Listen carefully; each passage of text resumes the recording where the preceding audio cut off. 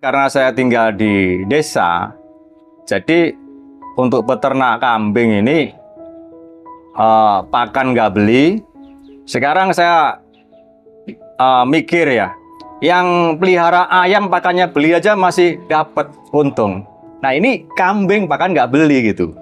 Jarang sekali beli kalau sekarang ini. Kalau musim kemarau panjang iya, kalau sekarang nggak. Onggo ada deket pabrik. Dekat gitu. pabrik ya. Bungkil singkong itu juga ada. Nah, apa gitu loh, yang kurang apa gitu. Kan sangat-sangat ada semuanya, sangat membantu.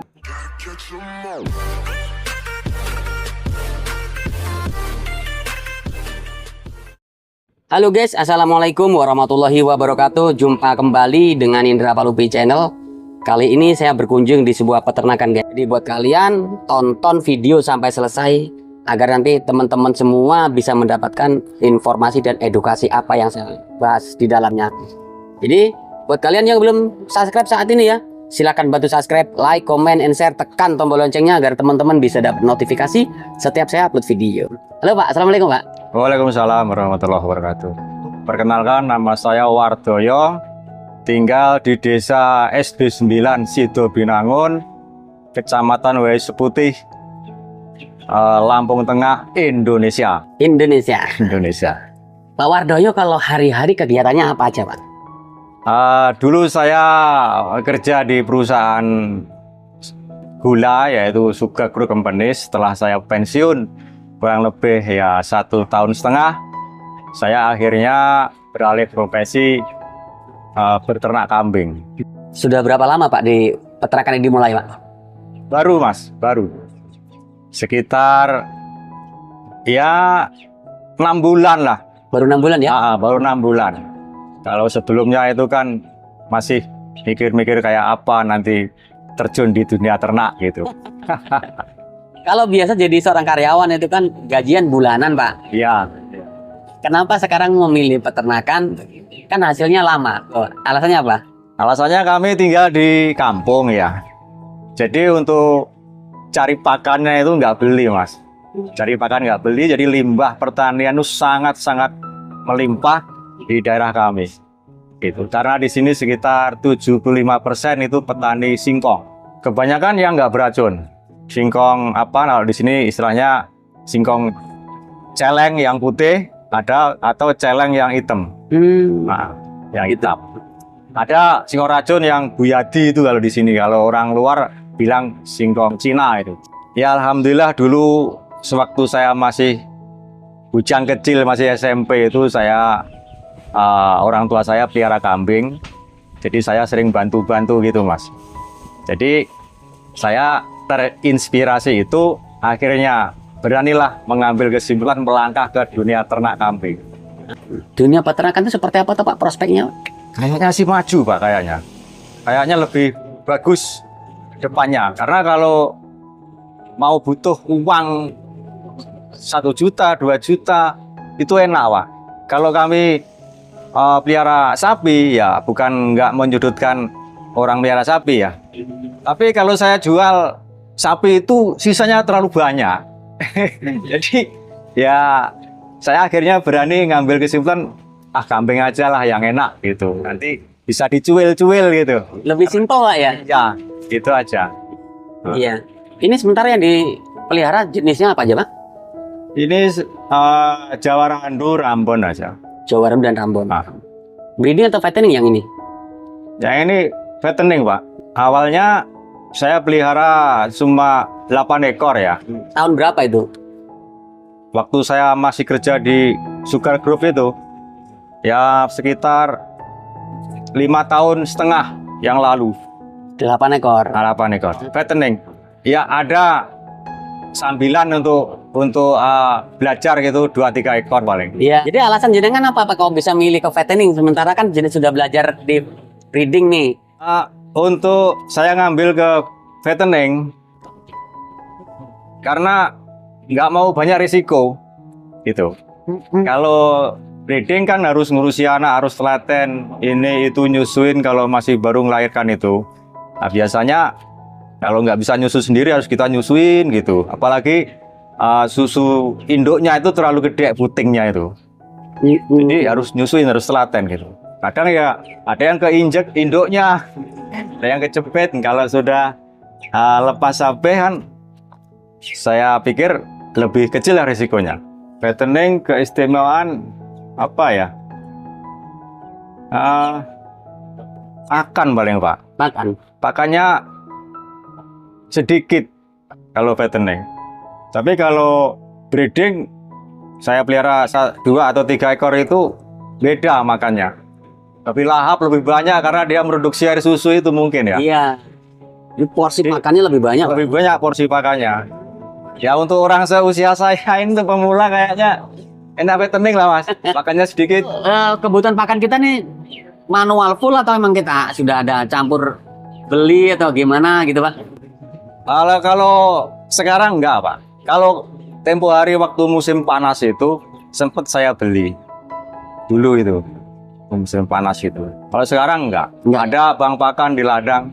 Dulu pernah saya melihat di Lampung Timur itu Mas Waloyo itu dulu bikin bank pakan singkong umur 4 bulan dipotongi, nah terus dipupuk lagi. Itu saya sangat terbantu dengan Mas Waloyo itu. Akhirnya saya ikut-ikut itu. Sampai sempat, singkong 4 bulan kok dipotongi, daunnya dibuat apa katanya? Isinya kan masih kecil ini. Itu. Waktu itu saya masih laju di Indo Lampung, Sido Binangun sini. Nah, masih ada hariannya itu untuk jaga-jaga 1 bulannya, setiap bulan ada penghasilan. Jadi untuk penghasilan taninya ya saya perhitungkan.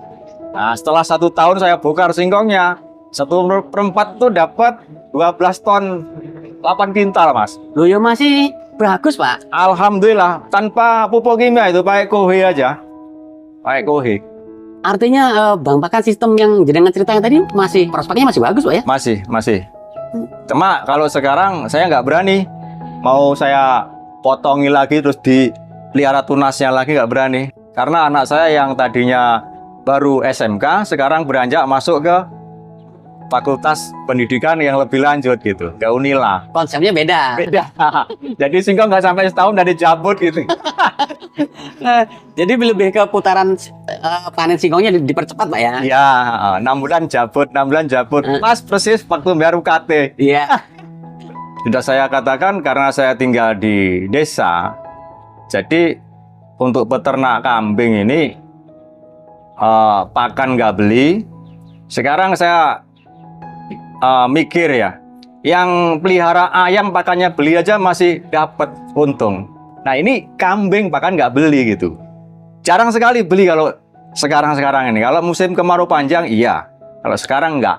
Onggok ada dekat pabrik. Dekat gitu. pabrik ya. Bungkil singkong itu juga ada. Wah apa gitu loh, yang kurang apa gitu. Kan sangat-sangat ada semuanya, sangat membantu. Yang saya dapat itu hiburan tapi menguntungkan dan mendongkrak yang membantu ekonomi Pak gitu.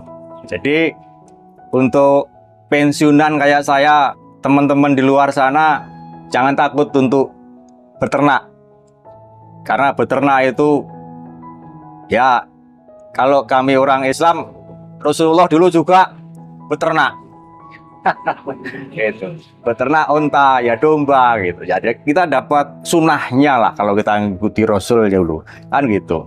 Ya yang garis bawahi ya untuk ekonomi lah, untuk membantu ekonomi Pak. Pemasaran sendiri Pak untuk daerah jenengan sini nih mengalami kendala atau memang untuk pasaran sudah ngalir aja toh Pak? Udah enak Pak kalau pasaran di sini. Karena pasar dekat. Nah, sistem fattening ini saya kan sistemnya yang ngisi itu ya tak yang suruh nanti saya yang beli, tak suruh beli kambing saya, yang ngisi jenengan.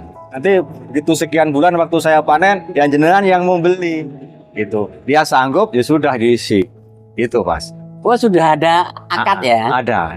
Pasar kambing di sini sekitar ya 4-5 kilo Pak, di SP6 di Tanjung Harapan. Pasar SP6. Oh. 4 atau 5 kilo itu. Itu jenengan sudah survei belum Pak dari pasar ke pasar atau dari peternak gitu untuk harga-harga? Alhamdulillah.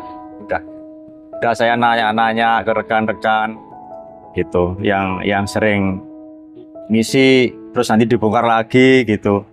Yang lebih senior dari saya gitu. Kalau untuk fattening seperti ini biasanya jenengan memasukkan ke kandang kita ini di usia berapa Pak Wardoyo? Sekitar lepas HP dulu Pak. Lepas HP itu sekitar 5 atau 6 bulan kalau nggak salah. Iya.